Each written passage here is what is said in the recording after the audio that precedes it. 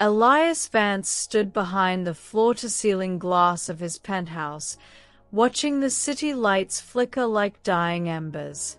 In his hand, a phone buzzed incessantly. His mother, Martha, had been rushed to the ICU. This was the moment.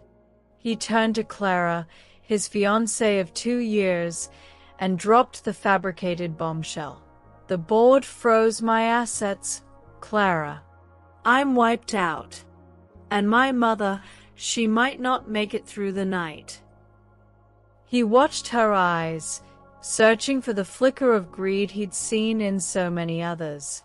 Instead, Clara turned pale, grabbed her coat without a word, and bolted out the door. Elias felt a cold stone settle in his chest. She didn't offer a hug. She didn't offer help. She just ran. He followed her in silence, only to realize she wasn't heading to the hospital. She was heading to the one place he never knew existed. Elias shadowed Clara's car through the rain-slicked streets of a neighborhood his zip code usually ignored.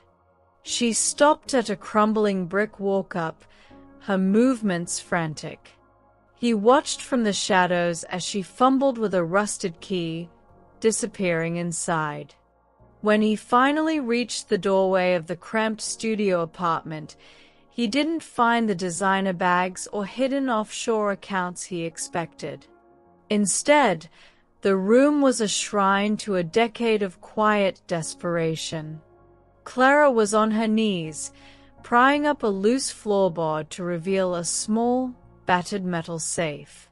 Her hands shook as she pulled out a stack of yellowed medical bills and a photograph of a woman who looked hauntingly like a younger Martha.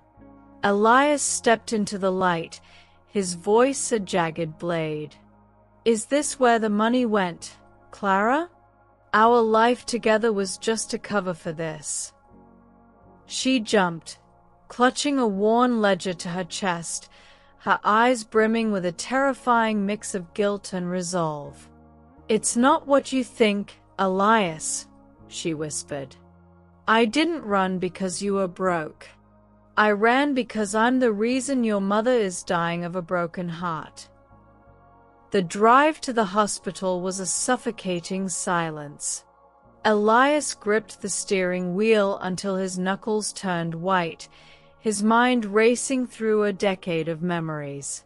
When they reached Martha's room, the rhythmic beep of the heart monitor was the only sound. Elias turned to Clara, ready to demand the truth, but she walked straight to his mother's bedside. She didn't look like a billionaire's bride. She looked like a girl drowning in a 10-year-old storm. She placed the weathered ledger on the bedside table and took Martha's frail hand. "I found it," Clara whispered, ignoring Elias entirely. "The debt is paid, Martha. You don't have to carry it anymore." Martha's eyes fluttered open, landing not on her son, but on the girl she had once called a stranger. The monitor's pace quickened. Martha's hand trembled as she reached for the ledger, her voice a ghost of a rasp. You were never supposed to find me, Sarah." Elias froze. Sarah? That wasn't his fiancée's name. The name Sarah hung in the sterile air like a confession. Clara, or Sarah, finally turned to Elias, her face a mask of tragic clarity. 10 years ago, your mother's car hit my father. He was a delivery driver, a man with no insurance and a daughter with no future. Elias felt the world tilt. Martha had always spoken of a clumsy accident, but the truth was far darker. Your family's lawyers buried us, Elias. They paid us off to stay silent, but the guilt ate your mother alive. She's been secretly sending me money for years, trying to buy back her soul. Sarah pulled a crumpled letter from the ledger, a plea from Martha written weeks ago, begging for forgiveness before her heart finally failed. Sarah hadn't been dating Elias for his billions. She had approached him originally to find the woman who ruined her life.